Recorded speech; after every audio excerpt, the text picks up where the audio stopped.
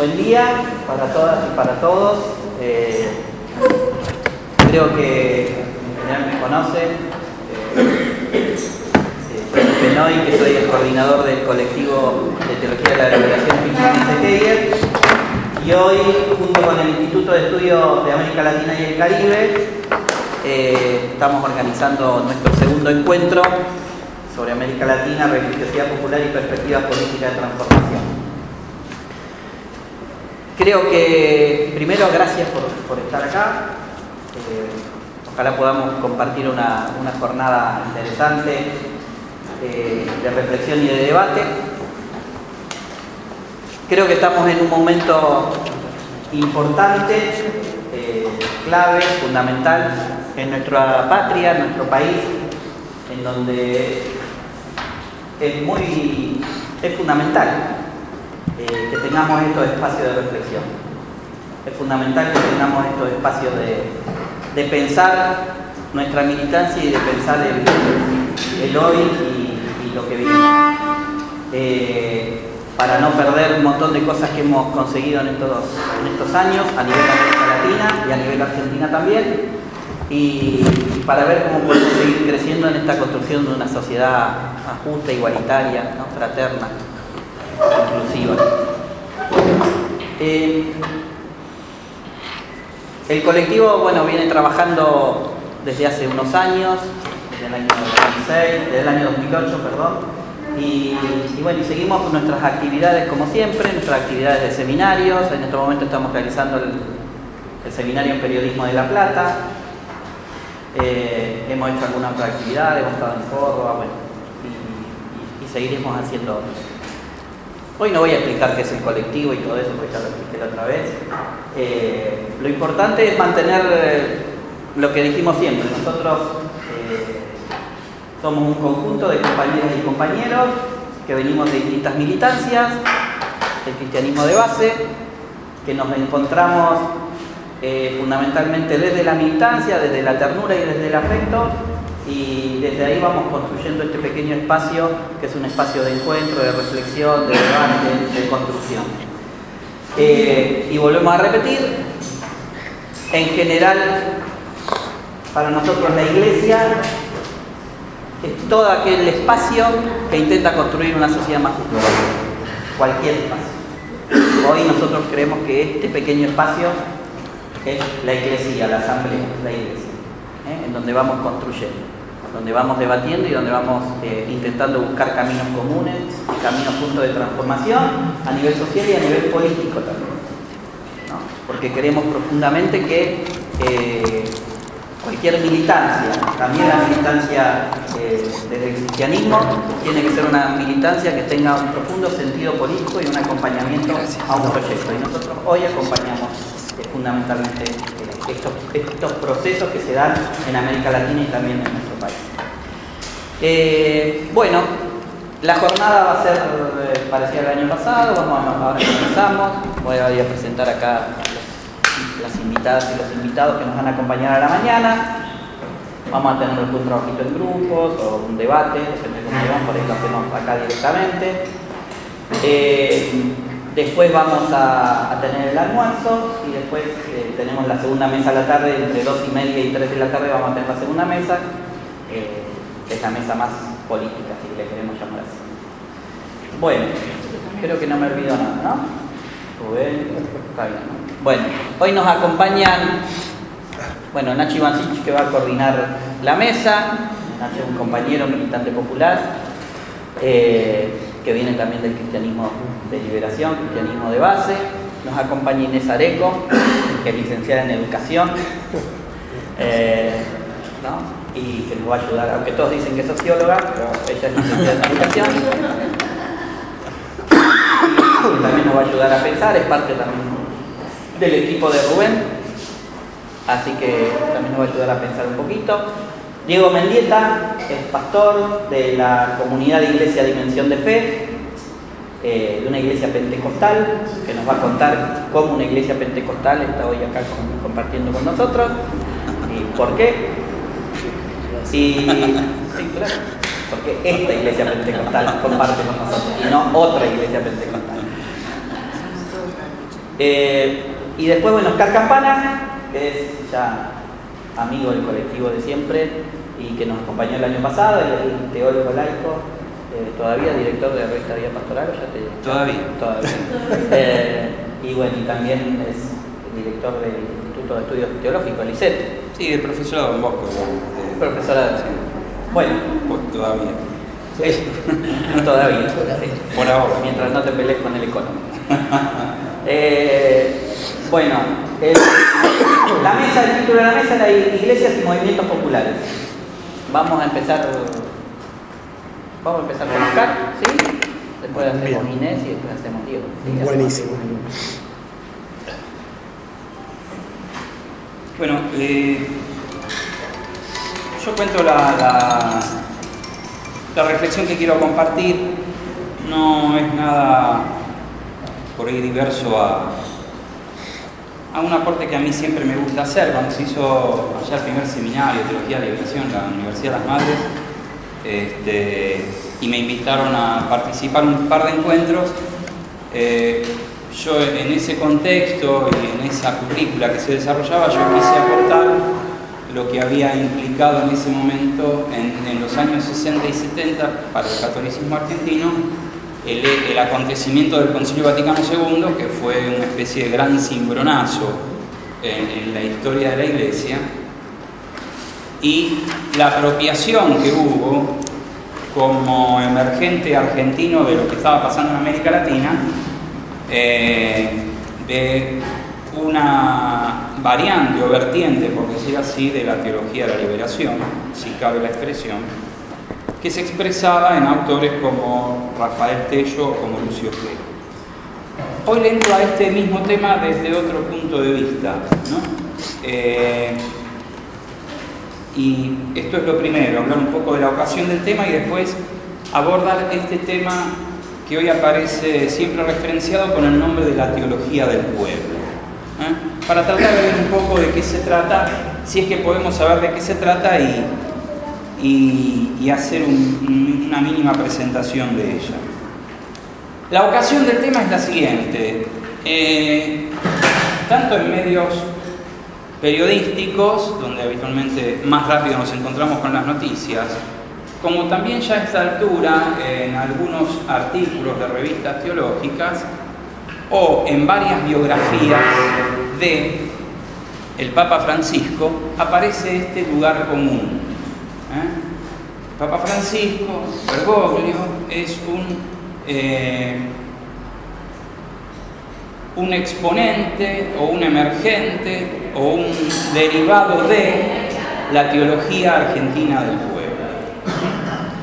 Y así nos encontramos con esta situación media extraña, ¿no? De que a una persona, así digamos, casi en un instante ya de su vida madura, una persona que ya es anciana, por decirlo así, que estaba entre nosotros, nos enteramos que era algo que no sabíamos. Claro. Habrá que pensar entonces en eso que sí dicen los jesuitas, que siempre están pensando en otra cosa, ¿no? Y que algunos logran un nivel de disimulo importante, digamos, ¿no? Ahora bien, vamos a ver, no es el objetivo de lo que yo quiero exponer hoy, dilucidar este dilema, si Bergoglio Francisco es o no es de esta corriente. Puede aparecer algún elemento secundario sobre esto. Lo tomo como excusa para hablar de esta perspectiva. Bueno, esto ha tenido así algunos, como digo, que en los biógrafos del Papa ya aparece como una especie de lugar común, y ha tenido algunos repetidores importantísimos como Leonardo Boff, lo dijo en muchos reportajes. Incluso dicho casi...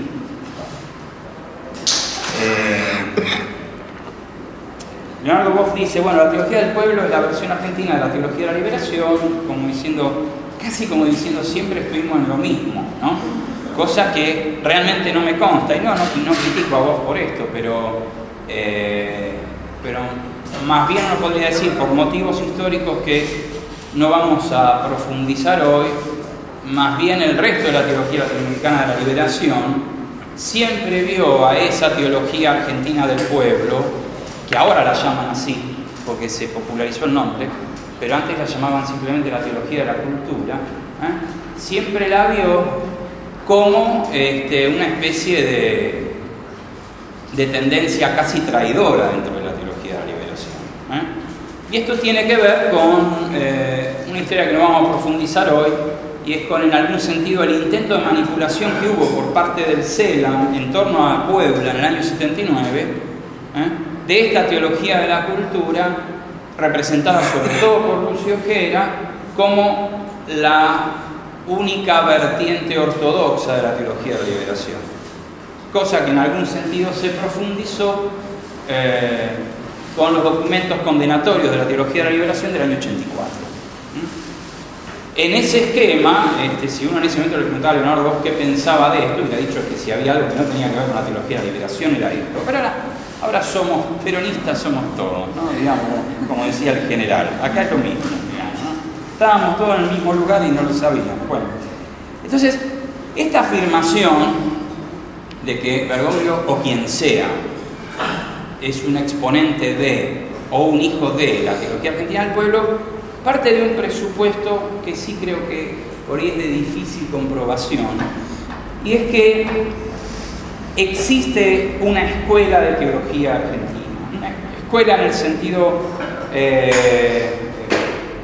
profundo de que la expresión tomó en los últimos siglos en diversos ámbitos académicos, o sea, un nucleamiento de pensadores en torno a algunos ejes en común, con variantes entre ellos, pero que pueden identificarse en una especie de tanto de metodología como de algunas conclusiones o de, diríamos, una especie de etos académicos que los vincula, y uno puede identificar ahí algo, ¿no? Como de tantas escuelas hablamos en el ámbito de la sociología o de la economía o lo que sea.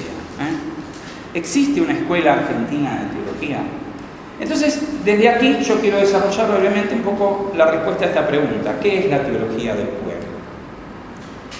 Voy a decir rápido, diríamos, por un lado una aproximación, llamémosle temporal, desde sus orígenes.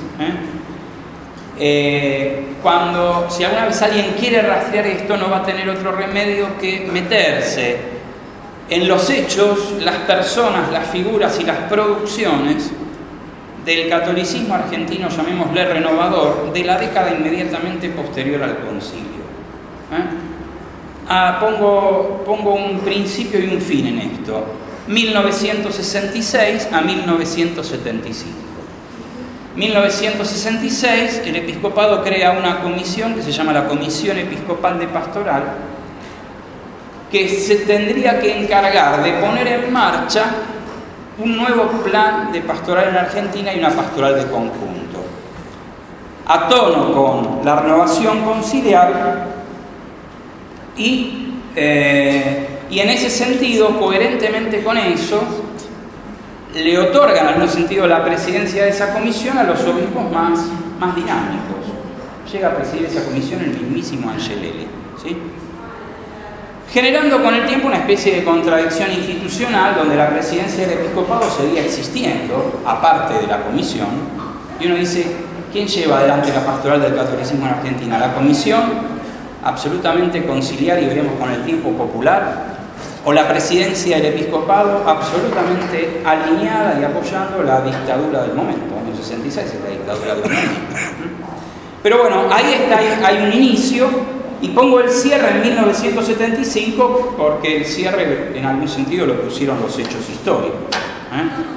Yo podría poner como emergente de eso una especie, esta obrita que es una especie de incunable, el pueblo donde está, que hacen los curas del tercer mundo de Capital,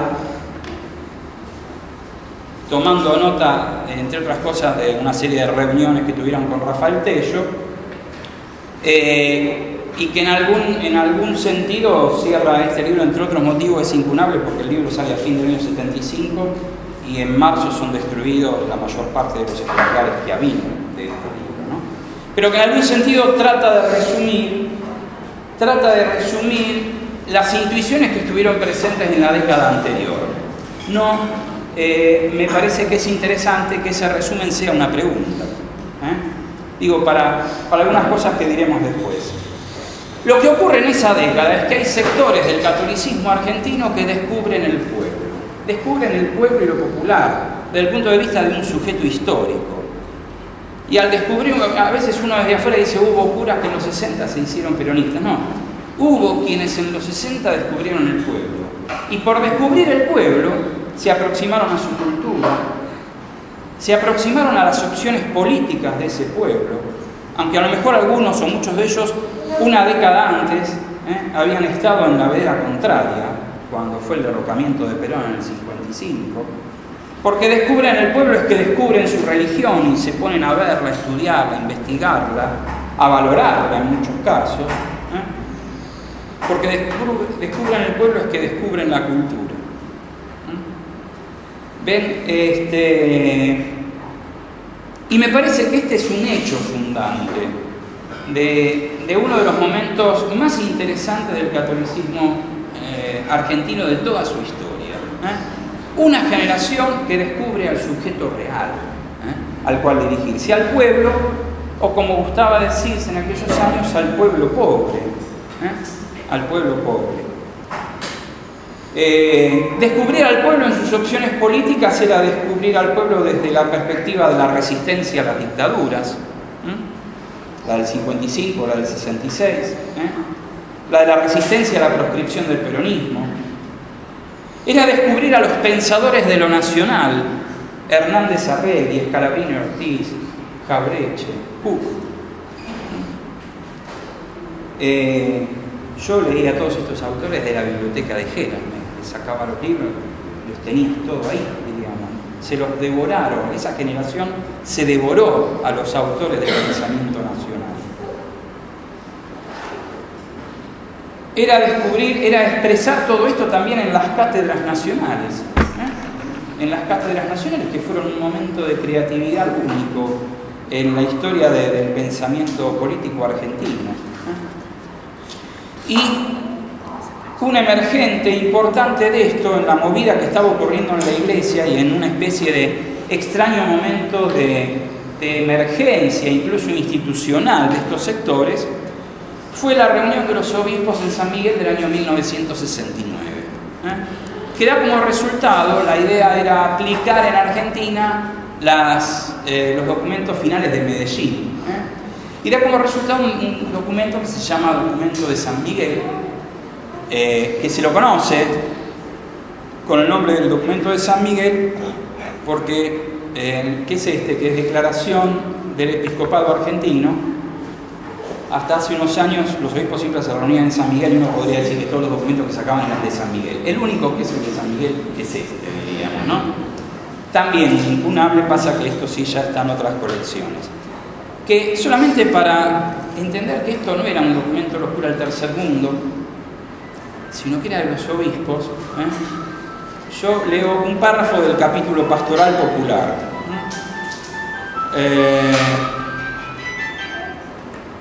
Dice así que cuando se está pensando qué cosas consideran los obispos, cosas como estas, que para insertarse y encarnarse en la experiencia nacional del pueblo argentino, la Iglesia, siguiendo el ejemplo y el mandato de Cristo, debe acercarse especialmente a los pobres, oprimidos y necesitados, viviendo ella su propia pobreza y renunciando a todo lo que pueda parecer deseo de dominio.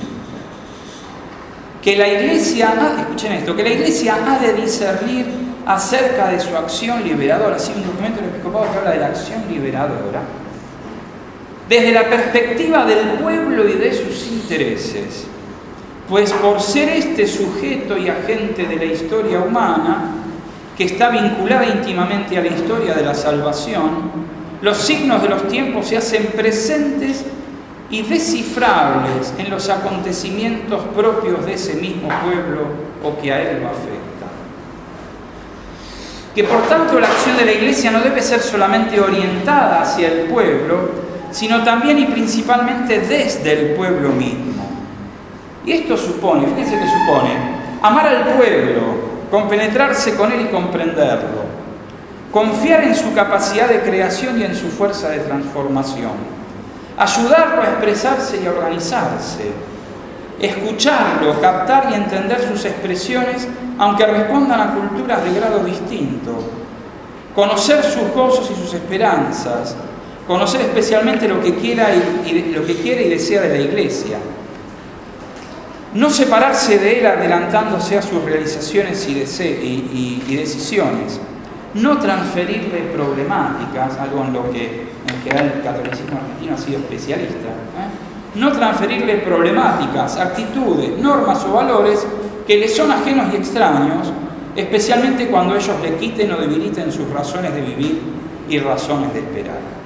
Ese capítulo de Pastoral Popular, el documento tiene varios capítulos, el de Pastoral Popular lo escriben de cabo a rabo los peritos de la Comisión Episcopal de Pastoral, donde se nuclea toda esta gente que ahora vamos a mencionar, y quizás sea una de las mayores síntesis para cualquiera que quiera hablar o decir algo sobre la teología del pueblo en Argentina. Esta década, San Miguel y el capítulo de Pastoral Popular son hitos así insoslayados. Los orígenes. ¿Qué poder decir un poquito desde la génesis de las ideas? Por un lado, hablar de las principales figuras que aparecen en la teología del pueblo, que no está teniendo este nombre sino hasta mucho después. Y las dos principales figuras, sin lugar a dudas para todo el mundo, son Lucio Gera y Rafael Tello.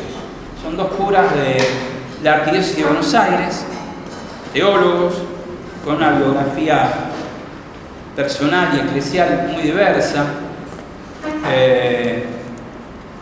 Gera es considerado quizás uno de los principales teólogos de la historia por menos del catolicismo en Argentina. Había sido perito en el concilio, perito en Medellín, lo será después en Puebla. La primera vez que un argentino es miembro de la Comisión Teológica Internacional, elegido por Pablo VI, en un momento en que a Gera, aquí los obispos le prohibían ingresar a su diócesis por las cosas que decía y escribía.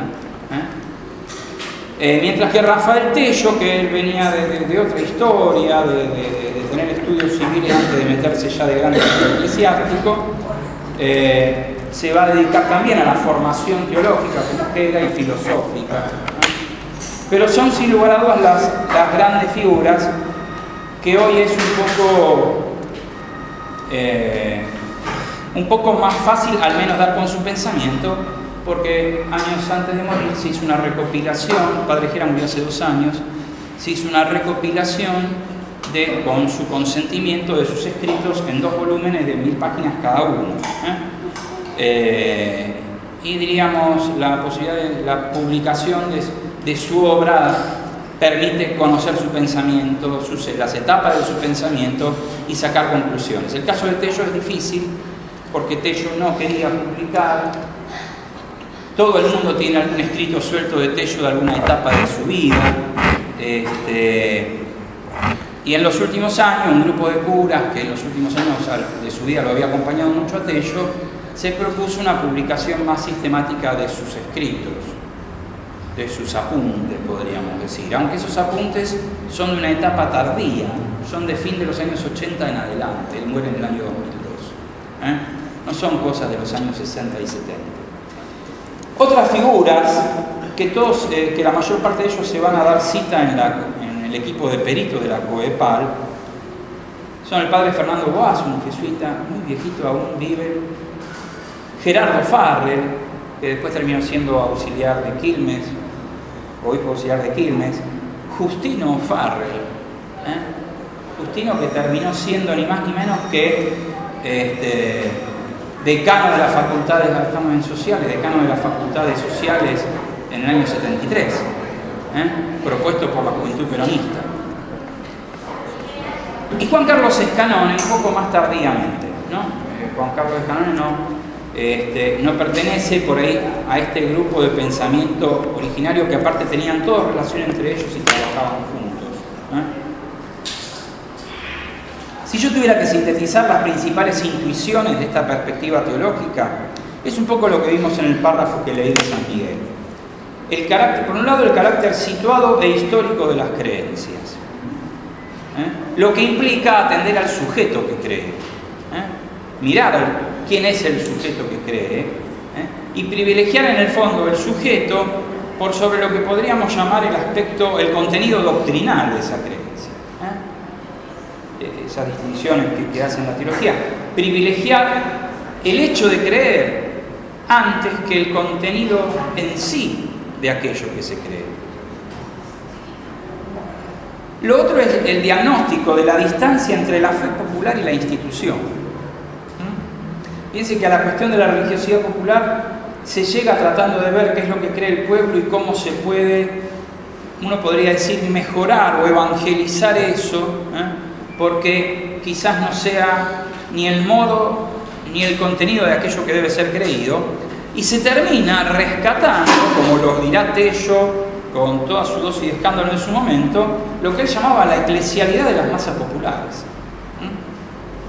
Al punto tal que él llega a plantear una formación para esas masas populares y una formación para un clero que surja de esas masas populares fuera de todos los cánones de la institución. Tello, que hizo un culto de esa cuestión del proceso de diferenciación que hace el pueblo, que es capaz de asumir elementos incluso de las creencias y del dogma cristiano, diferenciándose a su vez de la gran institución que lo sostiene.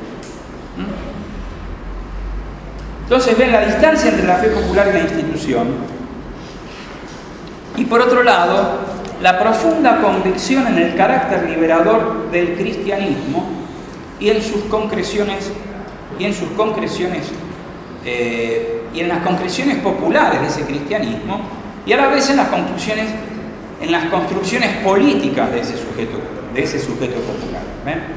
O sea, el creer que en un diálogo profundo en los hechos, en la historia, más que en la teoría, con la acción política, creer que ese sujeto es sujeto de su propia liberación, y que en esa construcción de la propia liberación no está ausente la fe de ese sujeto. En estas cosas cree esta gente, sin llegarlo a sistematizar. No hay una sistematización de esto. Y aún hoy podemos recopilar escritos, pero no hay un pensamiento sistemático sobre eso. Por eso Gera, ya en sus últimos años, cuando venían los más jóvenes y decían que hable de la Escuela Argentina de Teología, Gera, supuestamente uno de sus fundadores, él decía que él no creía que existiera una Escuela Argentina de Teología. Que existían intuiciones y algunas concreciones que por ahí se compartían, pero que para él no llegaban a acreditar, diríamos, una escuela, ¿no? Bueno, entre los escritos fundantes yo les mostré el documento de San Miguel. Hay un librito del año 74, cuando ya el episcopado se había dado cuenta de todo y había cerrado la COEPAL, que escribe el padre Guaso, donde hace una síntesis que se llama ¿Qué es la pastoral popular? También medio impunable. Creo que es una joyita ese libro, porque él trata de sintetizar qué pensaban los peritos de la COEPAL. Y creo que es una clave para entender muchas de las cosas que ocurrieron después en esta corriente. Después voy a decir algo. El libro Iglesia y Pueblo en Argentina, del padre Gerardo Farrell, quizás presentando otra óptica. Él escribe este libro en polémica con los montoneros y con la juventud peronista. Pero hay cosas que es interesante ver qué está diciendo él ahí. Y el pueblo donde está, que yo traje hoy aquí, que a lo sumo voy a dejar que lo toque y nada más. Ya había uno que lo quería fotocopiar. Si no, me llama mal, si lo doy, me llama mal. Vamos pasando los 20. Vamos pasando los 20. Bueno, simplemente decir que esta perspectiva ha sobrevivido por infinidad de caminos. Si esto era un tronco en común en algún momento, esto después sobrevivió en infinidad de caminos que yo simplemente los elenco.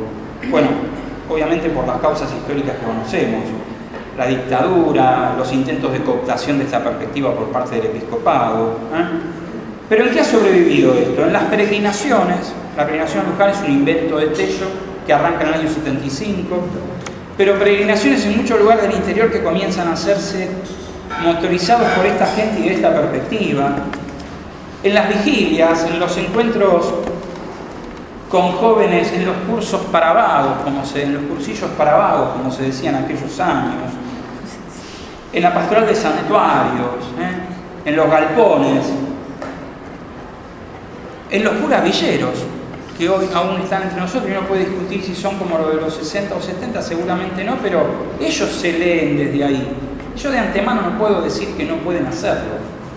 En los curas en la opción por los pobres. Y para cerrar, después podemos debatir sobre esto, sí, por lo menos, y vuelvo a esta cosita breve que dice el padre Boazo en su libro del año 74. Él dice que la pastoral popular, como él llama esta corriente en ese momento, se expresa en dos vertientes, una religiosa y una política. Y las dos van a la par, y las dos tienen el mismo nivel de importancia. Uno podría decir que, por lo que la dictadura hizo a partir del año 76, por un lado, por un montón de opciones personales y por ciertos intentos de cooptación de la uno podría decir que lo que ha sobrevivido con claridad de estas instituciones, con claridad o por lo menos en buena medida, es esa vertiente que Boazo llamaba la vertiente religiosa de la pastoral popular, ¿no? Y que ha quedado ahí trunca o renga o como quieran llamarlo, la vertiente política, Y yo creo que este es el punto de inflexión cuando uno hace, yo lo he escuchado mucho este año cuando fue todo lo de Mujica y las distintas expresiones festivas que hubo en torno a lo de Mujica, que fueron muy distintas entre sí, ¿no? Entonces aparecía el debate, pero los curas villeros son como los curas, y uno dice, no, nada que ver con los curas. Yo creo que uno de los elementos para hacer un discernimiento es esto, es el tema de las opciones políticas, ¿no? Y de la lectura política. Aquella generación, y que uno puede criticar un montón de cosas, pero aquella generación sabía que era imposible pensar la pastoral y la iglesia sin una lectura del momento histórico y político que se vivía. Y de las conclusiones que sacaban de esa lectura, ellos los llevaba a tomar decisiones y nadie dudaba de qué pensaban, qué creían y de qué lado estaban. Esto es lo que hoy falta, ¿no? Quizás por haberse sentido muy quemados con aquella etapa, volver a pensar la vertiente política de esto que Boazo llamaba la pastoral popular o de esto que queremos llamar la teología del pueblo. ¿Ven? Son como las deudas pendientes de algo que creo que no llega a conformar una escuela, coincido en esto con lo que decía el padre Gera, pero sí un cúmulo de intuiciones que creo que es muy rica y sobre las que siempre de uno y de otro lado estamos volviendo. Bueno, eso.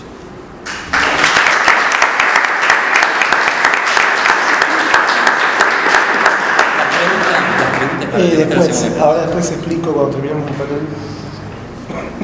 Bueno, Perdón. Bueno, yo le agradezco a Oscar que hizo toda su exposición, me releva de hacer un poco esta contextualización de estos tipos de teologías y de iglesia, bueno, que las había hecho mucho más sintéticas, pero me vinieron muy bien. Yo quiero contar un poco mi historia para digamos, compartir y un poco entender algunas cosas que voy a plantear. Yo soy de una generación que que atravesó la dictadura durante la infancia, digamos. Entonces yo tengo, digamos, no viví, digamos, todo este fervor, todo este entusiasmo, ni político ni religioso, porque vengo de un hogar que, si bien se reconoce como católico, bueno, también tiene muchas críticas y cierta, digamos, conducta anti-iglesia, ¿no? Entonces, bueno, esas dos vertientes, esta de no haber participado de estos movimientos políticos de los 70 por haber sido muy chica y el haber transcurrido la adolescencia en la dictadura,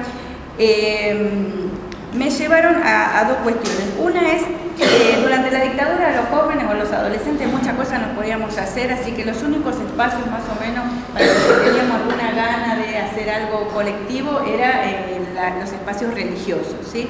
Espacios religiosos entendidos como religiosos, es decir, con una cosa ritual, de ir a misa y a lo sumo con alguna participación en alguna organización religiosa, digamos, como para los más atrevidos, cosa que no era mi caso por tener una familia, digamos, que estaba en contra de la iglesia, así, de la iglesia, todo, ¿no? De la iglesia, los religiosos, el culto, todo.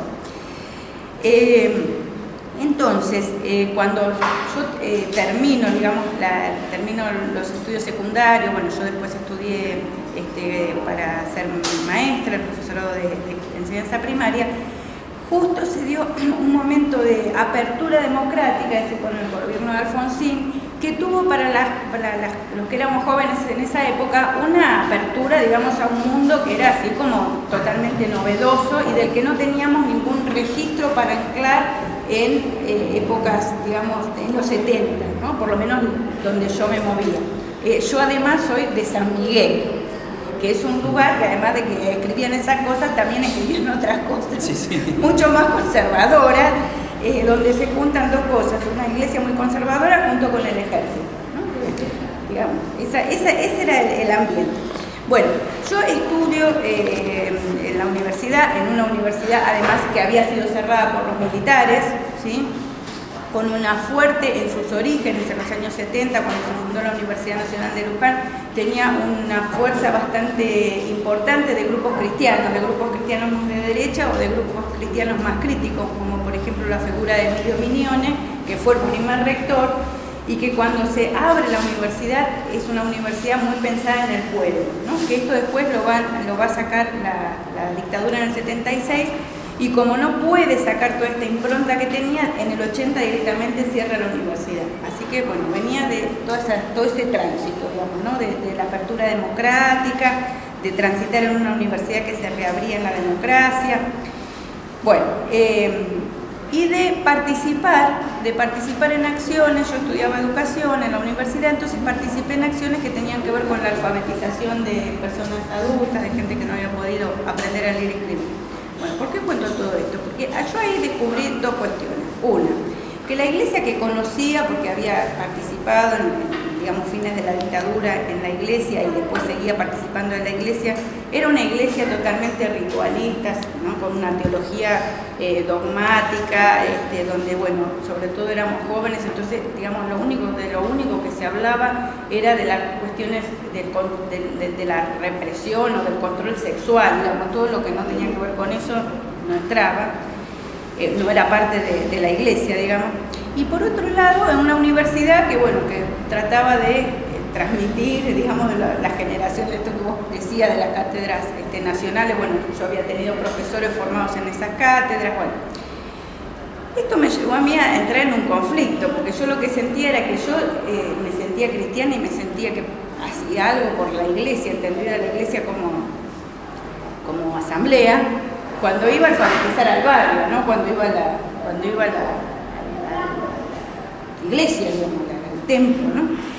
Bueno, eso me llevó a acercarme a otras miradas, ¿sí? Que era muy difícil en esa época todavía, a pesar de la democracia, que tuvieron que ver con dos cuestiones. Una era que se empezaba la editorial Ediciones Paulinas, creo que empezaba a publicar cosas de la Iglesia de Brasil, de las comunidades eclesiales, ¿no? Porque todos esos libros había, no sé qué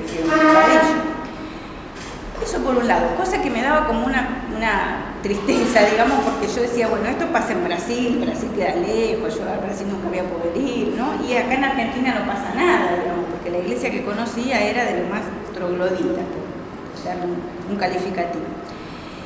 Bueno, pero estas lecturas me llevaban como a empezar a investigar, a meterme, a hablar con otra gente.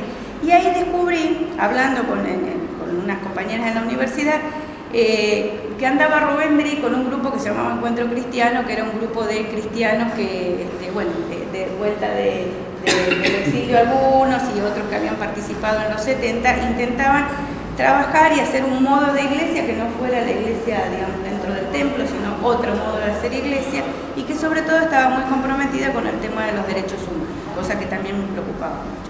Bueno, cuento todo esto para, digamos, sintetizar, digamos, desde dónde pienso yo, digamos, esta cosa de la teología y esto de ser iglesia. Bueno, con Rubén después yo seguí trabajando y tuvimos, digamos, dos lugares, digamos, donde el encuentro cristiano, donde había una formación teológica o socioteológica, como decíamos nosotros, porque la teología para nosotros en esa época era locura, ¿no? Esa era la época de Juan Pablo II, así que era una cosa muy conservadora. Entonces hablábamos de socioteología o de estudios socioteológicos, lo que puede parecer una cosa redundante, digamos, ahora, la verdad que el nombre no era lo mejor, pero bueno, era para reafirmar esto, una teología inserta en el contexto, ¿no? En lo social. Y por el otro lado participábamos mucho en un movimiento que se llama Movico, de la diócesis de Quilmes, con un cura, Raúl Berardo, que nos dejó hace unos años. Bueno, donde ahí tratábamos de ver qué pasaba entre esto que estudiábamos en este centro, esto que estudiábamos en la universidad, porque yo después entré a trabajar en la Universidad de Buenos Aires en la carrera de Sociología, por eso me dicen que soy socióloga, porque hace mucho que hago Sociología de la religión. Y tratar de empezar a construir, nos dábamos cuenta que un espacio para construir conocimiento sobre lo religioso, porque para nosotros construir conocimiento sobre lo religioso es construir conocimiento sobre todo sobre el pueblo pobre, como decía acá el compañero. Bueno, estos dos ámbitos nos llevaron a construir y a seguir trabajando en el encuentro cristiano, después en un centro que fundamos con otro grupo que se llamó Centro de Estudios Socioteológicos, y a meternos en distintas temáticas vinculadas a la producción un poco más sistemática, ¿no? Por esto que decía el compañero, no había mucha sistematización. Yo esto lo vengo escuchando desde hace mucho y creo que la conclusión es que en un contexto de tanto fervor por la transformación social como fueron los años 70, no había tiempo para sistematizar, digamos, uno no se iba a poner a estudiar y a escribir, ¿no? Recuerdo una de las últimas veces que yo me acerqué a Pichi Messegeyer, que le fui a preguntar sobre si él tenía materiales para ayudarnos con un proyecto que estábamos estudiando en la facultad, un proyecto de investigación que dirigía Rubén sobre la Biblia latinoamericana. Y me acuerdo, entonces yo le conté, mire, estamos nosotros estudiando para ver el surgimiento de la Biblia latinoamericana y cómo fue, cómo se gestó y qué pasó cuando la prohibieron, pero bueno, queremos saber cómo se generó. Bueno, yo le hice todo un speech y él me quedó diciendo, bueno, yo te voy a buscar algo, ¿no? Yo sí vení, me dio el teléfono, yo te voy a buscar algo, pero te digo la verdad, yo en esa época mucho de la Biblia no me preocupaba. Y yo la verdad que ahí me di cuenta, porque claro, la Biblia en todo caso era un instrumento para filmar, para reflexionar, para juntar a la comunidad, pero no daba para estudiar la Biblia, digamos, más allá que fuera la Biblia latinoamericana, ¿no? Bueno. Entonces, volviendo al tema que yo quiero situar ahora en la década de los 90, nosotros nos pusimos a estudiar el tema de la racionalidad con Rubén, y yo uno de los temas en los que me empecé a meter con la ayuda de Rubén fue en la lógica teológica, mejor dicho, la teología que daba pie, digamos, que daba sustento en esa época al todo el avance neoliberal. Y sobre todo trabajamos con un autor que se llama Frank Hinckelammer, que es un poco el que sí nos sirvió de base para estos estudios, ¿no? ¿Y por qué nos preocupaba esto? Bueno, porque ya Hinckelammer adelantaba algunas cuestiones que han seguido transcurriendo por el neoliberalismo, por todo que se desencadenó a partir sobre todo de los 90, pero que bueno, ya venía de antes. Y sobre todo porque ahora sí, una de las cosas que me di cuenta, pero digo, yo no soy yo, sino soy yo en mi experiencia personal, pero que compartía con otro montón de compañeros que estaban con nosotros y otros que nos encontrábamos más esporádicamente y otros que, digamos, después de los años nos dimos cuenta que estábamos en los mismos recorridos, aunque por distintas instituciones o distintos caminos. Habíamos tomado algo que cuando yo a veces los escucho a los compañeros que sí estuvieron en la década de los 70 les parece algo como obvio, pero que a las nuevas generaciones no les parece, es que esto que como se inició hoy, lo que comentó Tony de, bueno, ¿qué es ser iglesia? ¿No? Bueno, entonces una de las cosas que a nosotros, a estas generaciones post-dictadura, dictadura nos suena raro en un primer momento, ¿no? Es como esto de ser iglesia tiene una preocupación por cuestiones que podrían ser consideradas profanas, como son la salud, la educación, ¿no? Los conflictos respecto de las tierras, del acceso a la vivienda, las mejores condiciones de vida, como todas estas cuestiones se transforman en actos, digamos, en actos de fe, ¿no? En situaciones donde lo religioso también está. Algunos van a hablar como de los ministerios de la iglesia. Entonces ya ser cristiano no es ir a la iglesia o ser catequista, esa era como la única posibilidad que teníamos, ¿no? Somos todas las chicas, ¿no? Era como no podemos acceder ni al sacerdocio, no podíamos hacer ninguna ilusión con eso. Pero entonces nos dábamos cuenta que podíamos hacer otras cosas. Bueno, yo esto lo quiero resaltar porque esto puede parecer una cosa muy obvia, digamos, pero para las generaciones posteriores a la iglesia, por lo menos la iglesia en Argentina, post dictadura, esto es muy raro, digamos, ¿no? Si bien hay ejemplos, Angelelli, Mujica, uno conoce la historia, pero esta cosa cotidiana de decir, bueno, uno se siente cristiano haciendo estas acciones que no tienen nada que ver con lo cristiano, digamos, que no tienen nada que ver con lo religioso, es otra mirada del mundo. Y por eso creo yo que me entusiasmé con este tema que planteaba Hinckelhammer y que era el tema de la teología y cómo se fundamentaba la teología de esa época que comenzó o que uno lo puede situar en los 90.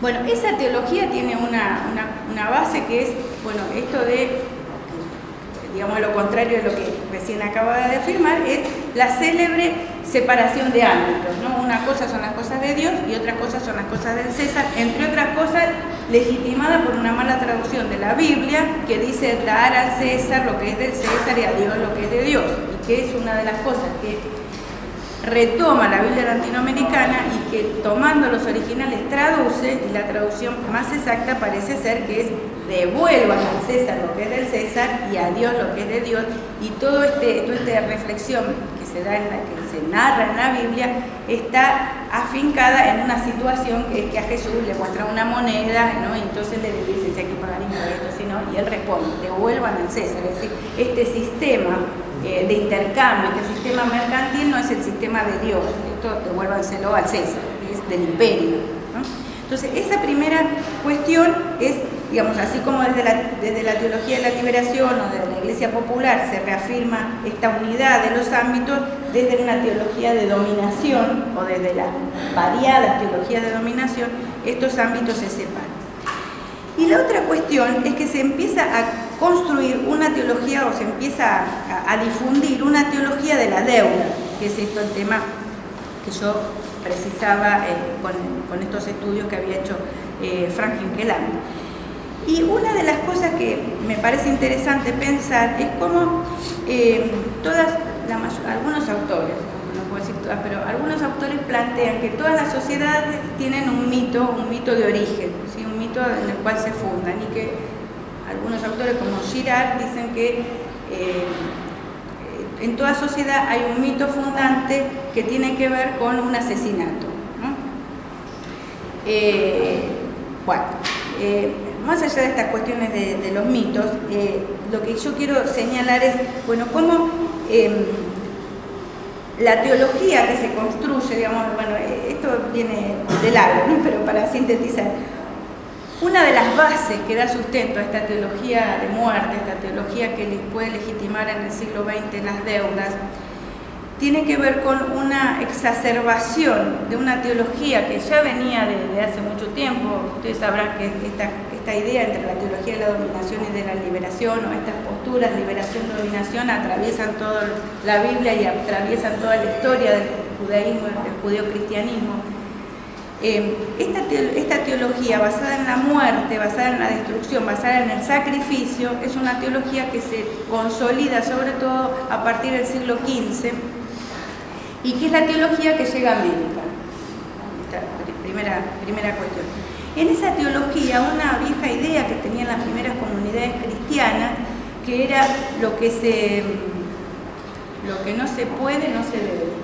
Es decir, lo que no se puede pagar, no se debe. Una deuda que es impagable, una deuda que destruye la vida, es una deuda que debe ser perdonada, debe ser condonada, ¿no?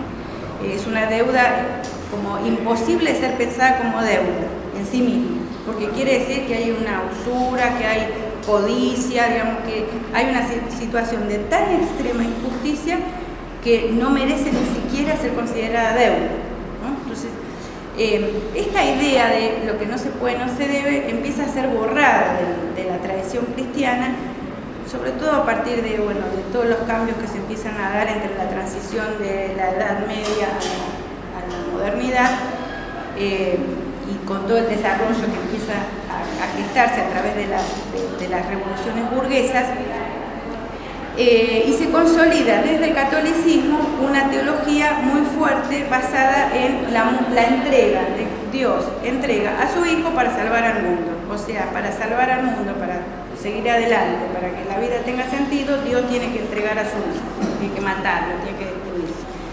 Si Dios entregó a su Hijo hasta la muerte, ¿no?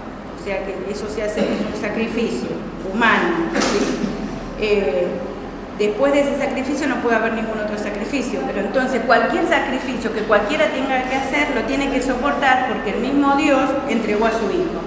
Con lo cual se ponen las bases de una lógica sacrificial sobre la que se va a basar, en este caso, cuando llega a América, toda la teología del imperio. Por eso el imperio puede destruir, puede matar a los indios, ¿sí? Porque, bueno, lo hace en bien de llevar la palabra de Dios, en bien de la evangelización y en bien de salvar las almas, ¿no? Porque además aparece una visión dualista, donde por un lado está el cuerpo y por el otro lado el alma, ¿no?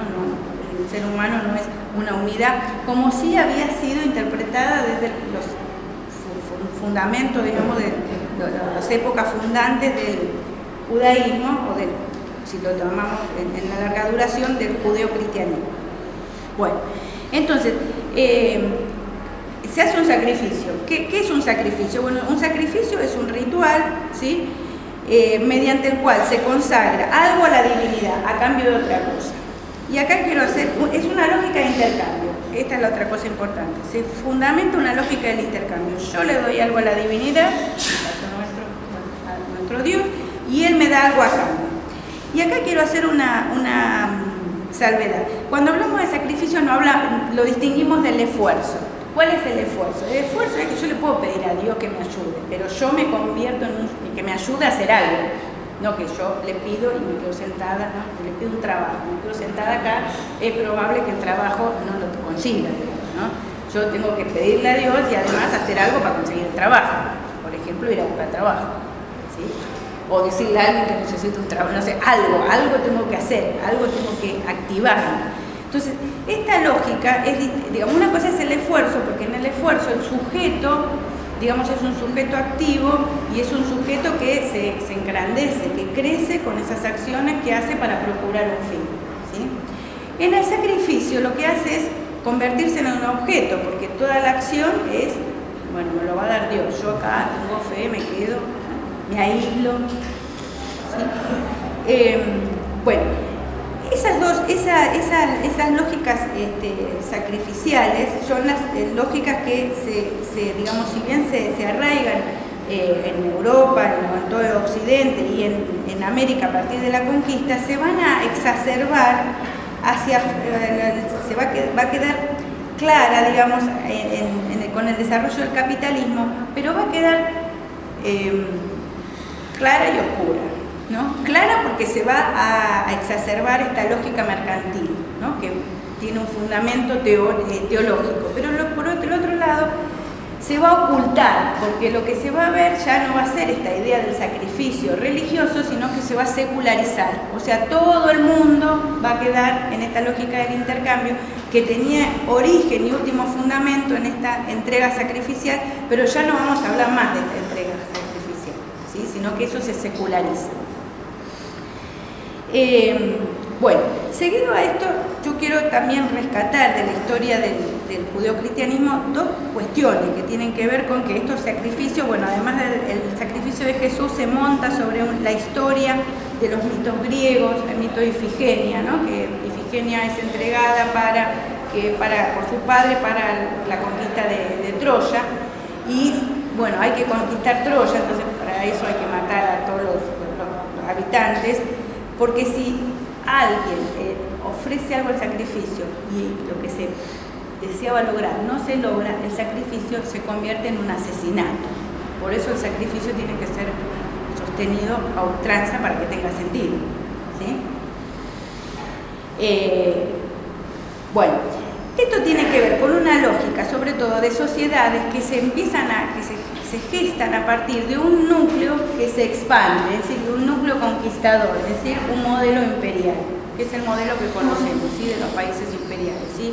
Un país, Inglaterra, ¿sí?, un territorio pequeño que después se expande, ¿sí? Ese es el modelo más tradicional. Hay otros modelos un poco más, digamos, actuales, que ya no necesitan la conquista del territorio, sino que los conquistan de otra forma, con la tecnología, con toda esta cosa de la aldea global, las redes, ¿no? El caso de Estados Unidos, que ya no es que conquista territorio, sino que lo que hace es someternos, ¿sí?, pero no mediante el sometimiento físico, sino mediante el sometimiento a sus leyes, a su forma de pensar, a su imposición cultural. Ese es un modelo. El otro modelo, que es el modelo del judaísmo antiguo, el modelo, digamos, fundante del judeocristianismo, es que un grupo de tribus, vamos a llamarlas, ¿sí?, aunque no es precisamente la idea de tribu que tenemos nosotros, pero grupos eran como familias extendidas, ¿sí?, convergen en lo que se llama la Confederación Campesina Hebrea y fundan, digamos, una confederación que era un sistema horizontal, socialista, podemos llamar hoy, fraterno, sin ejército, sin harén y sin palacio y sin templo, ¿sí?, que eran las características de las sociedades monárquicas contemporáneas, ¿sí?, estamos hablando más o menos del año 1200 antes de Cristo, ¿sí?, cuando un grupo de hebreos huye de Egipto y se junta con otros grupos en las tierras de Canaán y ahí fundan esta confederación campesina. Bueno, ¿qué característica tiene esta confederación campesina? Que digamos, hacen un pacto entre estas tribus, entre estas familias extensas, entre estas organizaciones que no tienen un estado a la idea del estado monárquico de la época, y que este pacto se sella con Dios. Dios es parte de este pacto. Dios está en la historia, digamos, no es un Dios como el Dios de los griegos que está allá arriba, no, es un Dios que está en la historia, que está en la realidad, que está preocupado por la política, que está preocupado por lo que pasa, ¿sí? Por eso digamos, nosotros podemos encontrar una línea de continuidad entre estas ideas y las ideas que empiezan a generarse a partir de la teología de la liberación, ¿sí?, que si bien la teología de la liberación ha tenido aportes del marxismo, ¿sí?, como instrumento teórico para analizar la realidad latinoamericana, yo por lo menos no adhiero a esa postura que muchos plantean. No es que los curas se hicieron marxistas, digamos, y que por eso crearon la teología de la liberación, sino que la teología de la liberación ya tenía una historia que se puede rastrear en la Biblia y una historia que se puede rastrear en la historia del judeocristianismo. El problema es que esa historia del judeocristianismo hasta el siglo IV, digamos, tiene una idas y vueltas de liberación y dominación, pero en el siglo IV, cuando el cristianismo se convierte en religión del Estado, del imperio, entonces ahí pierde toda su, o nos parecía que había perdido toda digamos, su posibilidad de crear una teología liberadora, que sí aparece en un contexto como el latinoamericano en los años 60, ¿no?, por las características que ya comentó el compañero y por las cuestiones políticas que creo ya más o menos todos acá conocemos. Bueno, ¿por qué yo traigo esto? Porque junto con la teología de la liberación, que se plantea esto de esta otra forma de ser iglesia, esta de no separar los ámbitos profanos y religiosos, sino que, digamos, todo es una misma unidad,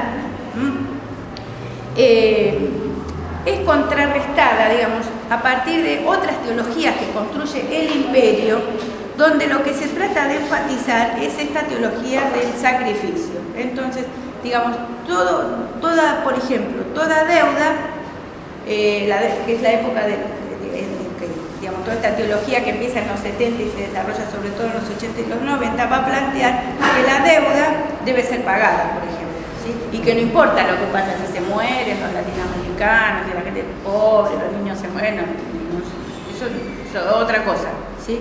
Lo que se enfatiza es, bueno, las deudas hay que pagarlas, ¿sí? Y la sangre, digamos, bueno, ya no se va a pedir sacrificio humano así de que a uno lo pongan en el altar, pero digamos, si se necesita que, bueno, y alguno muera o alguno no tenga los accesos mínimos a la educación, a la salud, a la vivienda, bueno, es parte, digamos, el sistema hay que defenderlo, ¿sí?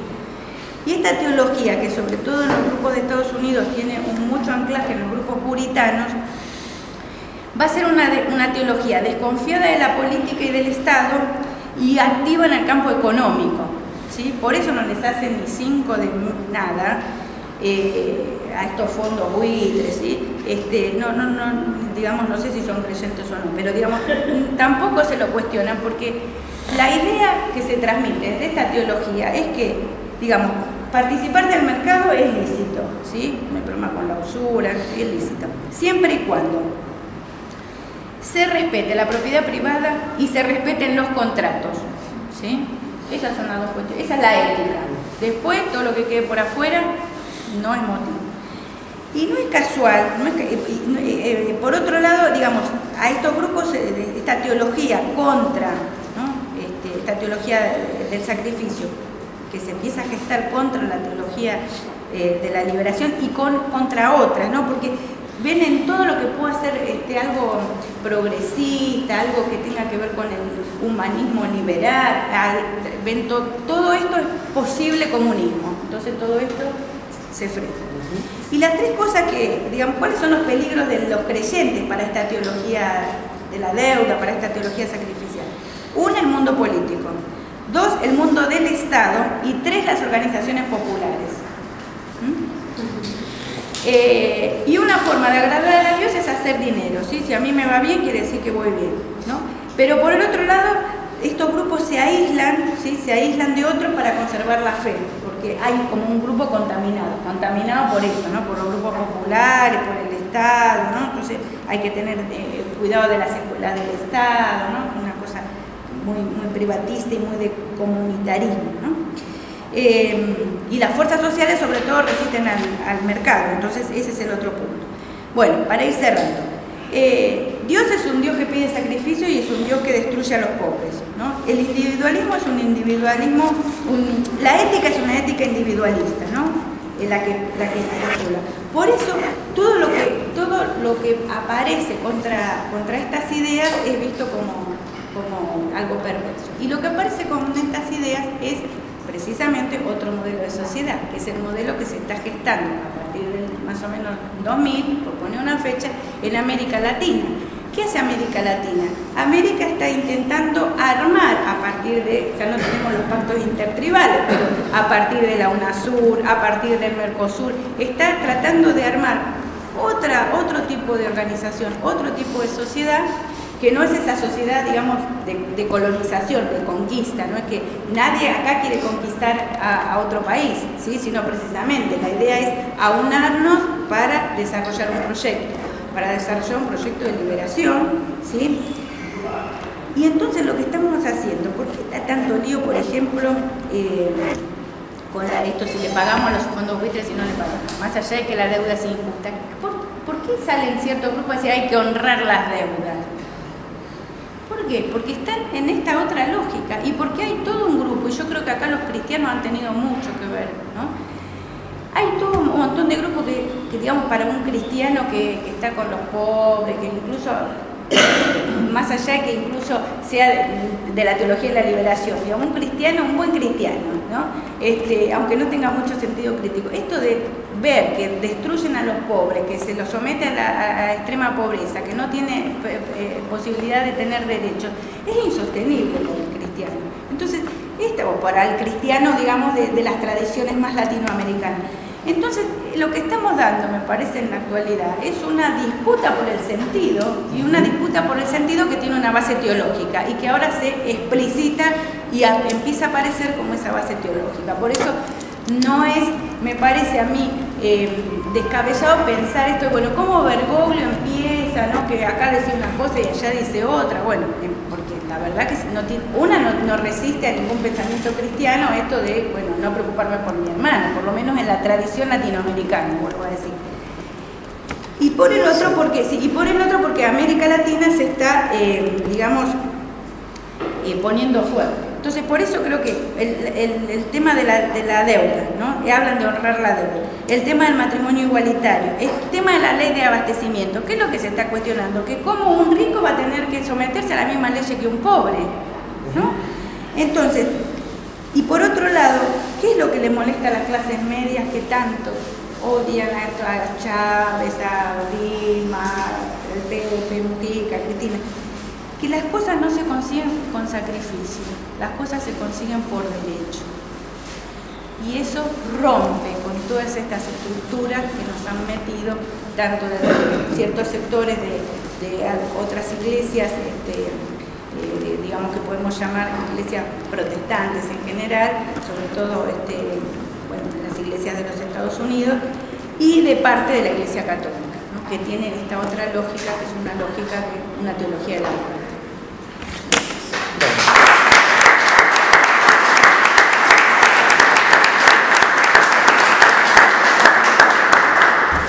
Diego, le toca al pastor Diego Mendieta. Yo pido disculpas, un minuto, ya vuelvo. Bueno, en principio gracias a los hermanos, hermanas y compañeros, compañeras del colectivo que han tenido la valentía de invitarme. Claro, si empiezo a hablar en lengua o algo por el estilo, me tiro un balde de agua y se me pasa.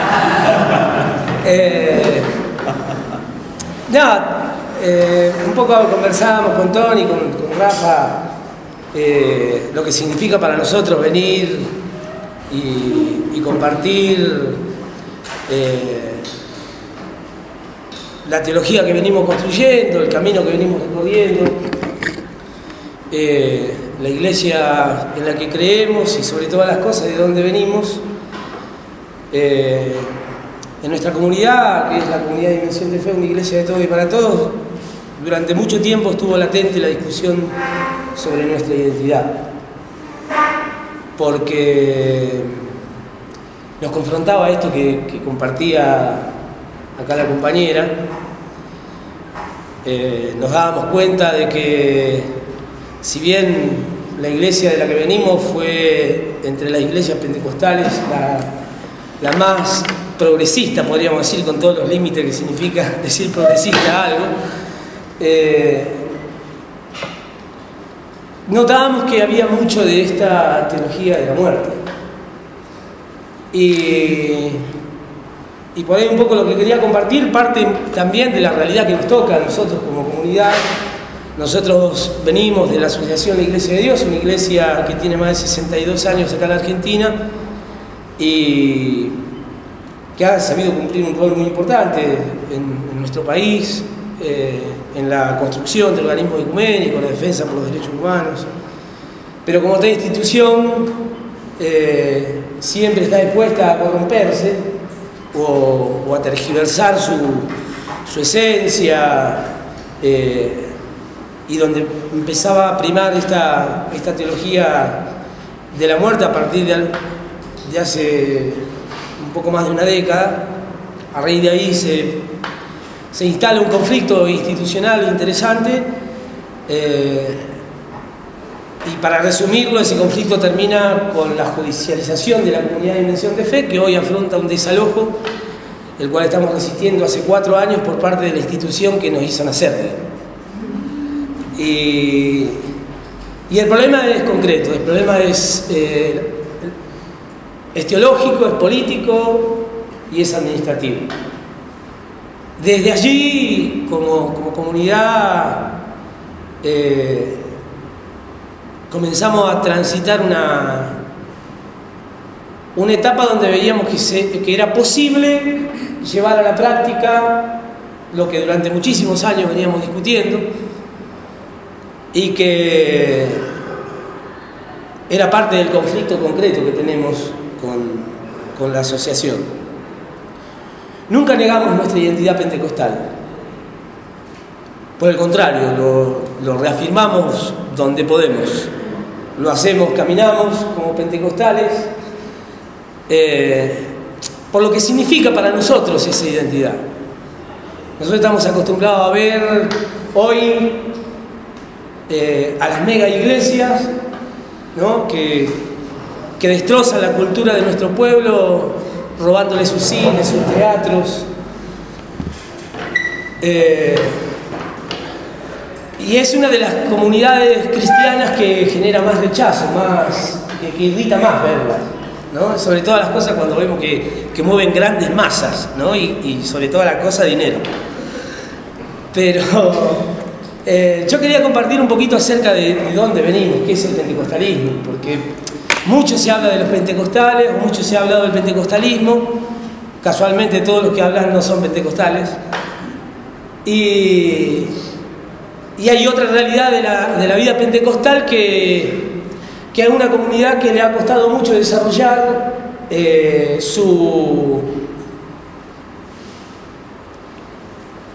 no sé si es intelectualidad, su teología plasmada o pensada a través de hombres y mujeres con el nivel de formación que se requiere para realizar ese ejercicio.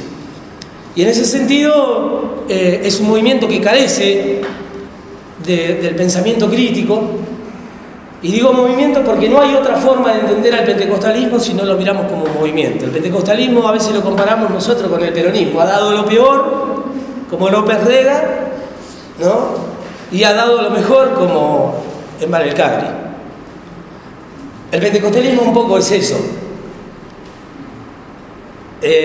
Lamentablemente dio más de lo peor que de lo mejor.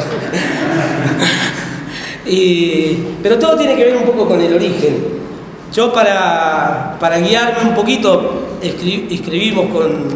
siempre escribimos colectivamente en nuestra comunidad, y en eso agradezco que hoy nos acompañen no solamente la pastora Gabriela Guerreros, pastora de la comunidad de Dimensión de Fe, sino también las compañeras de la comisión política de la iglesia.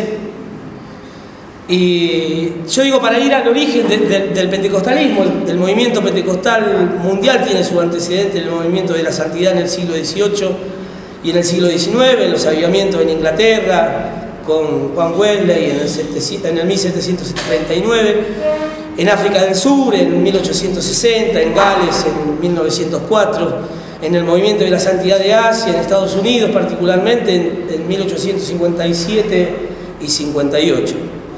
Pero particularmente el movimiento pentecostal surge como movimiento en el 1901 aproximadamente, de la mano de William Seymour, de Charles Parham, que son dos referentes que tiene el movimiento pentecostal, que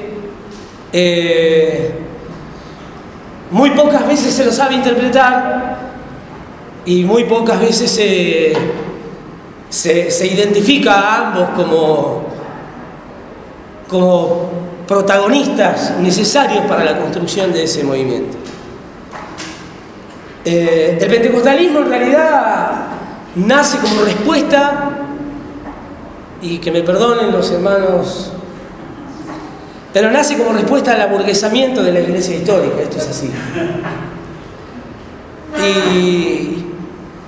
Y tenía que ver con que la iglesia histórica para ese tiempo habían dejado, no solamente en ese tiempo se decía que habían dejado una espiritualidad auténtica y habían dejado de atender los problemas de las masas. Pero también había una cuestión que tiene que ver con lo racial, que tiene que ver con... Porque la experiencia de Seymour deja claro el corazón del pentecostalismo.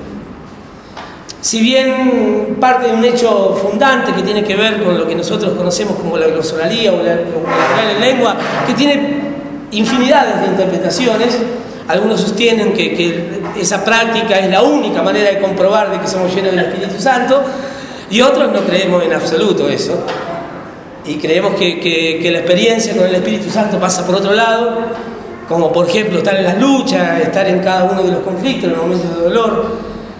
Y en ese tiempo esas comunidades comienzan a experimentar a través de estos liderazgos fuertes, por cierto. Seymour era hijo de esclavo, afroamericano, uno de los tantos como hoy en Estados Unidos se los mata impunemente. Y Charles Parham era un metodista, un pastor metodista. Pero la experiencia es un poco como lo que cuenta el libro de los Hechos. Un pentecostal literal, a la hora de leer los escritos, va a decir que el corazón de la manifestación del Pentecostés, que quedaron todos en pedo y hablando en lengua. Pero en realidad el corazón es lo que ocurre después, esa comunidad que se forma, esa comunidad profundamente humana, revolucionaria, contestataria, una comunidad con los brazos abiertos, con la espada desenvainada, ¿no? Todo el tiempo. Y esa experiencia que vivían las comunidades se ve claramente cuando esas comunidades comienzan a ser formadas, por ejemplo, por lo que la sociedad excluía, expulsaba, y sobre todas las cosas la iglesia. Hablando de los inmigrantes, de la negritud, ¿no? Y comenzaba, digamos, a vivir una relación al interior de la comunidad que comienza a plasmarse, por ejemplo, en la lucha contra el esclavismo. Uno de los hechos que divide particularmente al cristianismo, sobre todas las cosas en el norte. Leo esto, ya en el 1906 el movimiento de despertar de William Seymour en Los Ángeles lo dejó en claro, y allí negros, blancos, hombres, mujeres, hispanos y asiáticos eran todos iguales. De la espiritualidad negra, el movimiento pentecostal heredó la importancia de la liturgia oral, espontánea y continua, la máxima expresión del cuerpo, y lo más crítico, la inclusión de sueños y visiones. Por lo mismo, no fue sorpresivo que este despertar se transforme en un escándalo, porque era algo que sucedía en las capas bajas, y como todo lo que ocurre abajo, siempre se le tiene sospecha, y entonces se transformaba en un escándalo. Estos referentes eran fuertemente criticados, demonizados por completo, y los integrantes del movimiento creían efectivamente que estaban poniendo patas para arriba al sistema religioso conocido de la época. Se constituyó como una oposición al orden dominante de su tiempo. Era un movimiento revolucionario que no se basaba en una ideología filosófica ni tampoco exclusivamente en una reflexión crítica. Era un movimiento que experimentaba la liberación mediante la experiencia y la acción del Espíritu Santo, que nació como expresión del cristianismo protestante, o como una de las expresiones del cristianismo protestante. Nosotros le llamamos el protestantismo de los pobres. Es un movimiento autóctono que se caracteriza particularmente por el fervor espiritual, por la solidaridad comunitaria y por una eclesiología antijerárquica. Hay interesante algunas voces desde el corazón del imperio,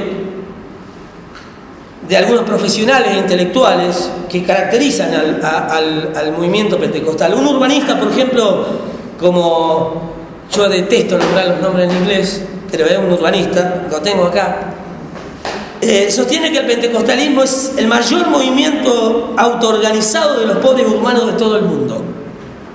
Un sociólogo como David Martin expresa que es la creencia de los pobres, y algo particular, porque lo diferencia, que podría ser algo para la discusión. Dice que es la creencia de los pobres, diferenciándolo así de algunos movimientos de la teología de la liberación que son para los pobres. Everett Wilson, un historiador, caracteriza a los pentecostales diciendo que son parte de un gran movimiento de ayuda para la autodeterminación de las capas más bajas de la sociedad latinoamericana. desde la Segunda Guerra Mundial, el movimiento pentecostal europeo y norteamericano perdió lo que nosotros llamamos el rol profético y contestatario que supo tener la raíz del movimiento pentecostal. Pero en el tercer mundo, donde vuelve a florecer, se encuentran muchas características revolucionarias que fueron típicas de las raíces del movimiento pentecostal.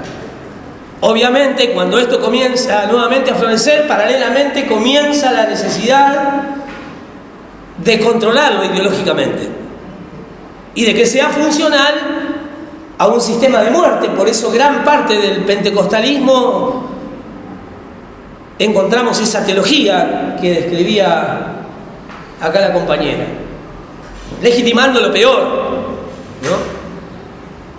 Y teniendo como cuello de botella lo que señalaba de que cuando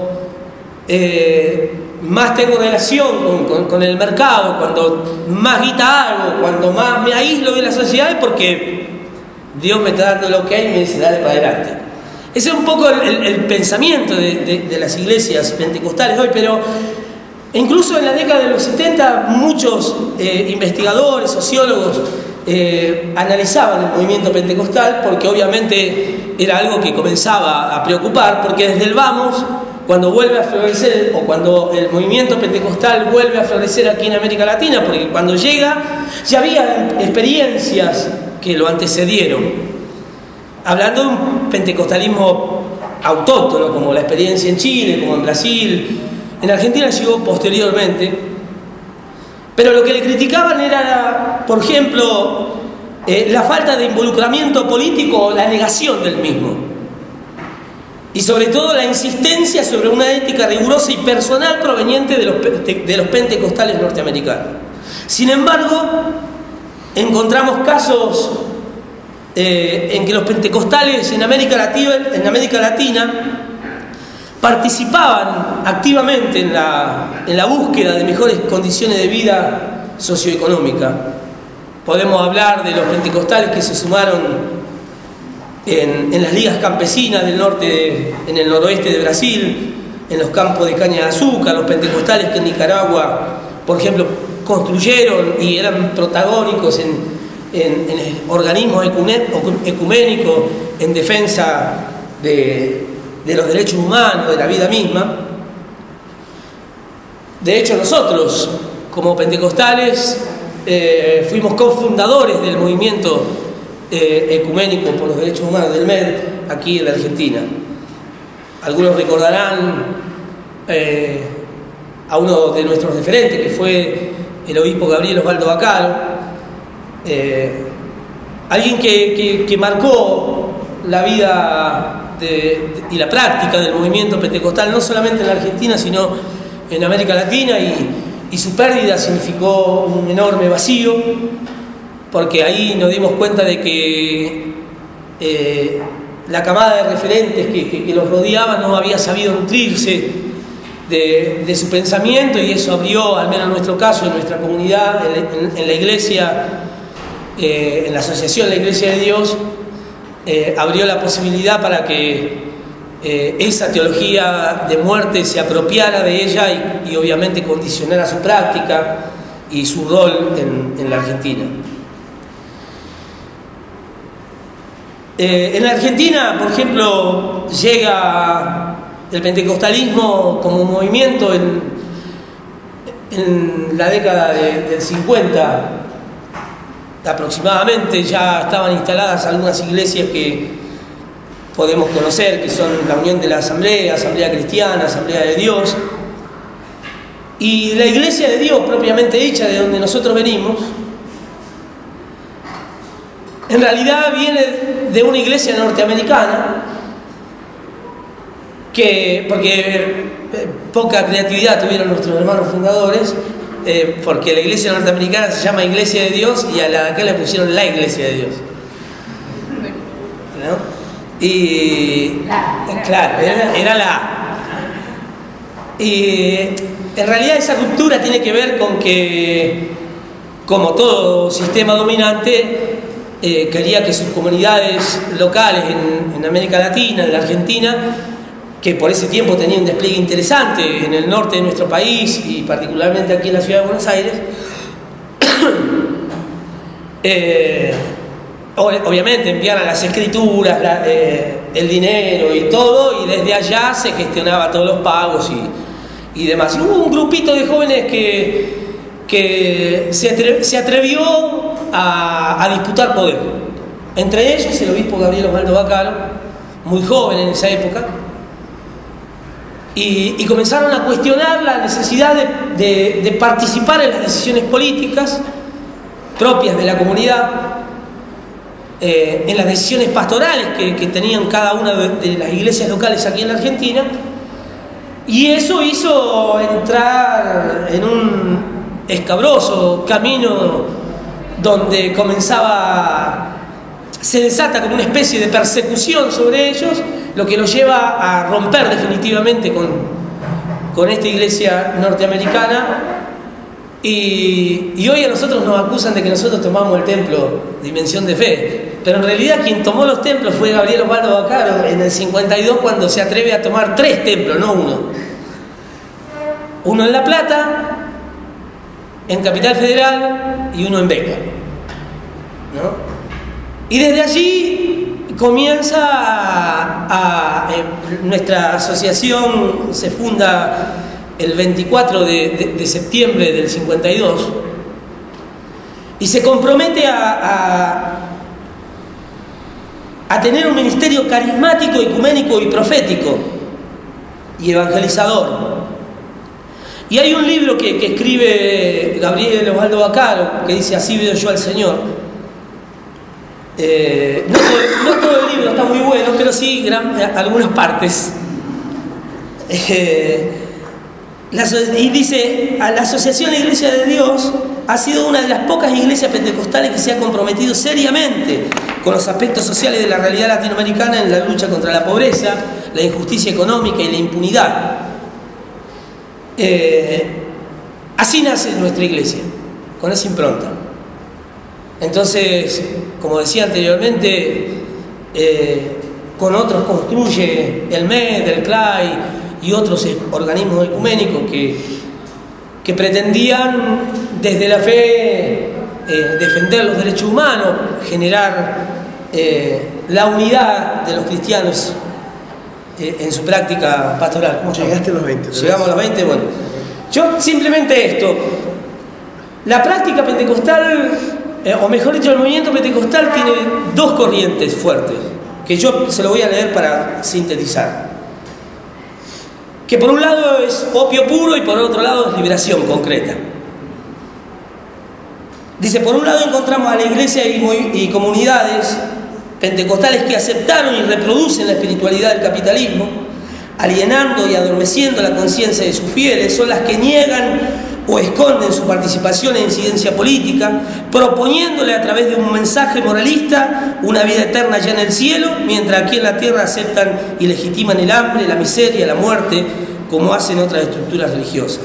Pero por otro lado existen también las que velan y preservan sus raíces protestantes, contestatarias, revolucionarias, las que desde una teología pentecostal latinoamericana de liberación construyen poder popular desde la fe y acompañan a los pueblos en el largo camino por su liberación. Las iglesias, al igual que estas iglesias, al igual que Jesús, pregonan y luchan por una vida eterna que comienza aquí en la tierra, aquí y ahora, y ven en la distribución, por ejemplo, del ingreso y la riqueza, signos claros, como lo es la ampliación de derechos, signos claros del reino de Dios entre nosotros. No son neutrales ante el sufrimiento y el grito de nuestro pueblo, sino que llenas del Espíritu asumen el rol profético, el de anunciar las buenas nuevas de salvación, liberación, para visibilizar y denunciar el pecado en toda su forma y llamar al arrepentimiento y anunciar un futuro lleno de esperanza. ¿Qué relación tenemos con los movimientos populares? Nosotros creemos que el movimiento pentecostal es parte del movimiento popular.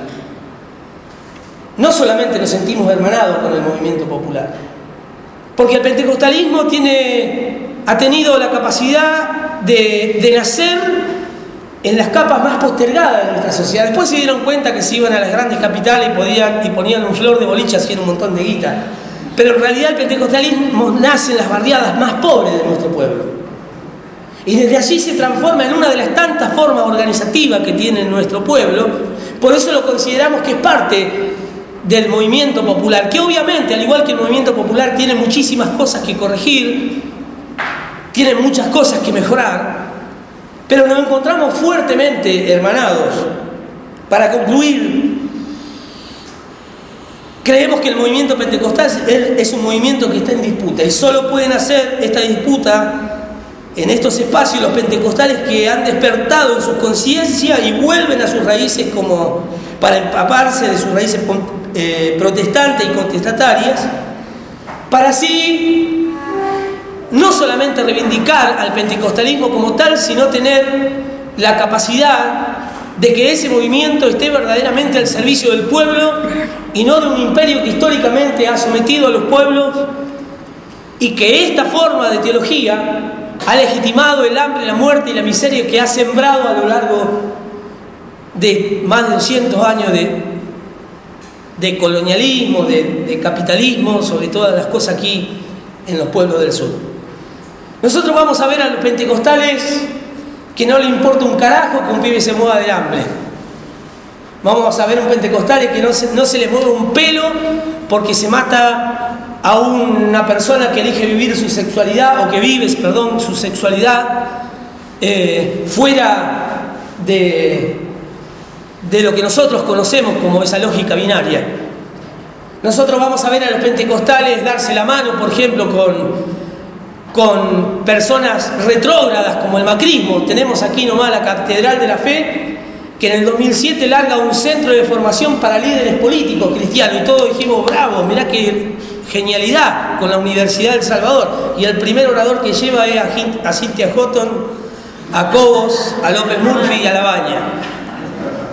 Para reforzar, el segundo encuentro lleva a De Narváez, ¿no?, a Michetti, ¿no? Esa es la formación, y es una iglesia que mueve una millonada de guita. Ha tenido la capacidad de comprar lo que históricamente fue otra forma de colonización, que el Club 700, un programa televisivo antiguo.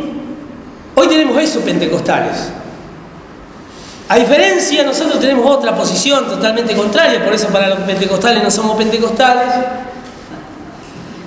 Y obviamente la iglesia histórica todavía le cuesta desprenderse de esos lentes que nos llevan a tener una antipentecostalidad tremenda, que a nosotros nos lleva a permanecer todo el tiempo excluidos, por ejemplo, de todo organismo ecuménico.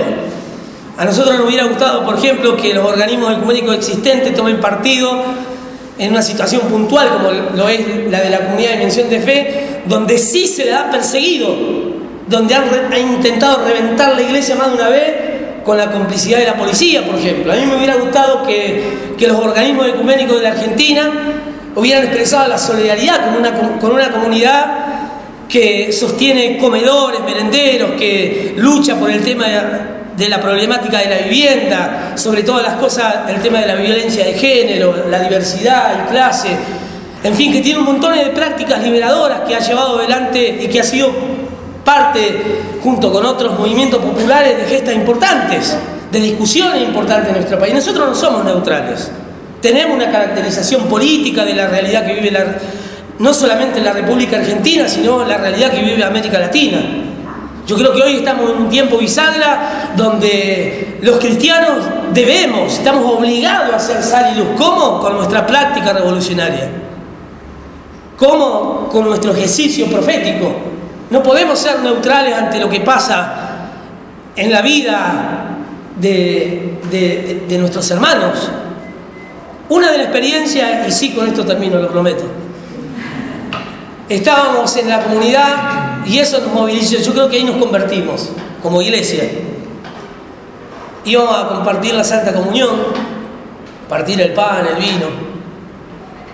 Y había hermanos que no habían venido a la comunidad ese día al culto. Y siempre tenemos los llamamos y si está el enfermo le llevamos la copa y compartimos el pan en la casa. Siempre tenemos esos gestos. Y había varias familias que no habían venido y el pastor, desde hoy temprano que estamos con toda la manzana vallada, estamos por ser desalojados. Era el centro comunitario de la casa de Escalada 6648 en el barrio de Mataderos. 80 familias. Y fuimos, no sabíamos ni a qué íbamos, te lo puedo asegurar. Fuimos con el pan y con el vino, pero no sabíamos lo que hacíamos. Llegamos y ponen las vallas y quedamos adentro. No podíamos salir. Terminamos compartiendo la Santa Comunión arriba de la terraza, todo afuera militarizado, con los compañeros de la Comisión de Justicia y Paz de los Padres Claretianos. Y nos sentimos convocados a partir de ese momento a luchar por la tierra y la vivienda. Desde ahí comenzamos toda una experiencia maravillosa que terminó en la construcción del Congreso por el Derecho a la Vivienda, que hace 4 años venimos sosteniendo y que de hecho ahora en diciembre vamos al 4º Congreso. No solamente es un evento, es un espacio, es un movimiento donde confluyen decenas de organizaciones populares que provienen del nacionalismo popular, del marxismo y en nuestro caso de una teología pentecostal latinoamericana. Desde allí venimos sosteniendo la resistencia a los desalojos, por ejemplo, en una ciudad como esta, tan elitista, desalojos compulsivos. En la ciudad se desalojan aproximadamente 5.000 familias anualmente, 20.000 personas, una ciudad desalojada de una ciudad. Y podría decir el problema habitacional, concretamente. Pero quería comentar esto porque nos sentimos parte del movimiento popular, no nos es ajeno. No es que articulamos porque tenemos empatía solamente. Trabajamos y somos parte de la misma clase social. Venimos, en mi caso, mis padres peronistas, yo me crié con el neoliberalismo en mi estómago. Sufrí la exclusión social a su máxima expresión, hasta quedar en situación de calle por más de 8 años, 5 años privado de la libertad. Obviamente por cometer delitos. Y conocer al pentecostalismo desde ese lugar. En mi caso no solamente fue liberador. Hoy nosotros tenemos la posibilidad de poner 300 platos de comida sobre la mesa, cuando yo recuerdo que era muy pibe.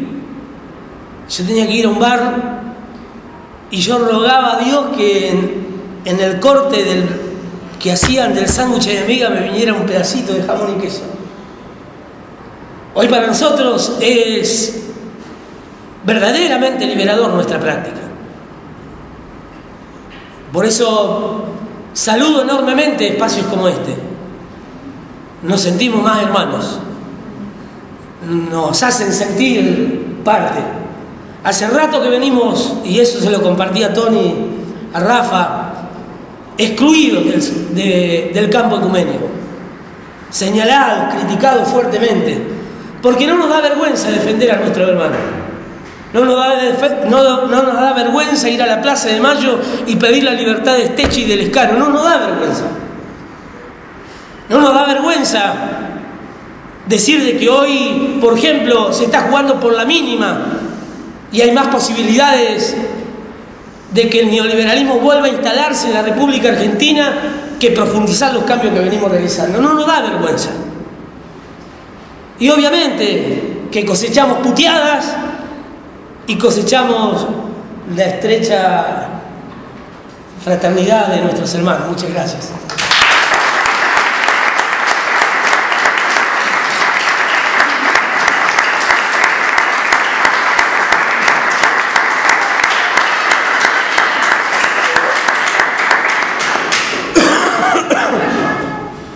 No hablaste. Acá, perfecto, Tony. Bárbaro, valga la aclaración porque yo ya arrancaba con el esquema. Bueno, ahora en el esquema original, claro, exactamente, vamos a llevar la asamblea acá mismo para no perder tiempo y movernos, ya que somos bastantes, pero no tantos como para que un diálogo no se pueda realizar entre los que estamos, digamos. La idea es que haya dos momentos más. Un primer momento donde trabajamos retomando todas las intervenciones de los compañeros, de los expositores, que de paso le pedimos, ya que vamos a trabajar todos juntos, que si ellos quieren recordarnos como algún eje central para la propuesta del trabajo en grupo, lo sugieran. Si no, hemos trabajado todo este tiempo. Exacto. Y abrimos con toda libertad. Yo anoto si alguien quiere hablar y en todo caso voy moderando tiempos, tratando de intervenir no muy extensamente. Tenemos que tener un criterio, Tony, si te parece, lo recuerdo así. A la 1 pasamos a un almuerzo, digamos, o sea, está bien. Eso porque además hay que estar listo para la actividad de la tarde, donde va a estar Rubén, Dri, Hugo Yasky y demás, así que trataremos a la 1 cortar para poder. Exactamente. Bárbaro, así que quien quiera tomar la palabra. Yo quiero tomar mate. Del mío no, porque te voy a engripar, así que vamos a...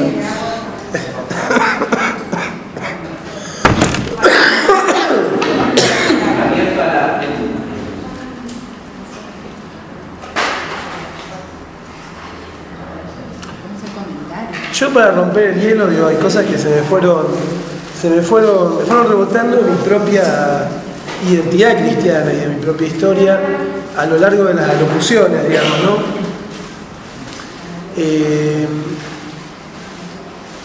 Tal vez pues la pregunta más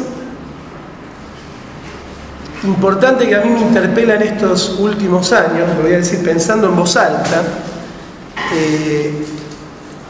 es que habiendo tenido una vivencia política y militante, yo digo lo personal, con una identidad taxativamente cristiana, ¿no? Digamos, desde una identidad planteada en ese plano religioso, y que se fue nutriendo de la politización y del asumir otras trayectorias, otras culturas, otras identidades con el correr de la experiencia popular y de la militancia en distintos ámbitos sociales, universitarios, de derechos humanos, barriales y demás.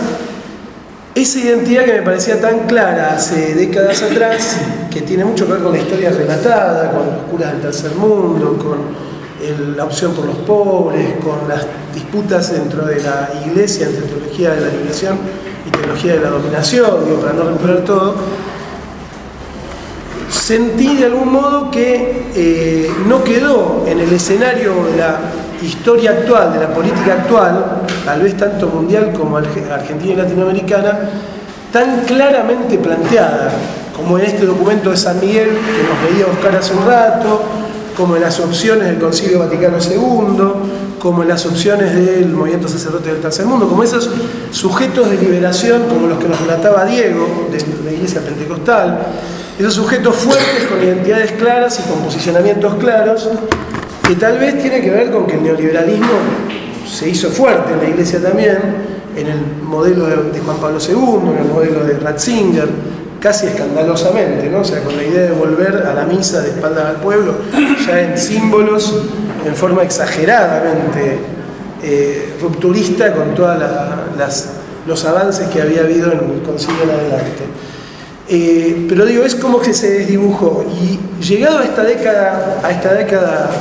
estas décadas, depende de cuándo lo tomemos, si desde el triunfo de Chávez, desde el triunfo de Néstor, desde el 2001, que es anterior, desde el Caracazo, las épocas, podemos hablar de la década y pico, de las décadas ganadas en movimientos populares en América Latina. No me parecía que esa opción cristiana, con distintas vertientes, estuviera tan claramente jugando en la historia, digamos, ¿no? Y aparece, sí, muy fuerte la recuperación desde el lado de Chávez, por ejemplo, de la dimensión religiosa. Ojo, no desaparece yo creo que de ninguno de los fenómenos, ni siquiera de Argentina, donde Cristina habla mucho lo nombra, habla, si Dios quiere, cita la dimensión religiosa, pero en Chávez es muy fuerte, en Chávez es identidad y propuesta política, ¿no? O sea, es claramente parte de una síntesis de identidad política revolucionaria que recoge muchas tradiciones, incluida y con total honestidad la cristiana. Y me parece muy interesante, ¿no? Porque creo que es una época de reformulación. Así que, no, eso fue lo primero que me rebotó, que lo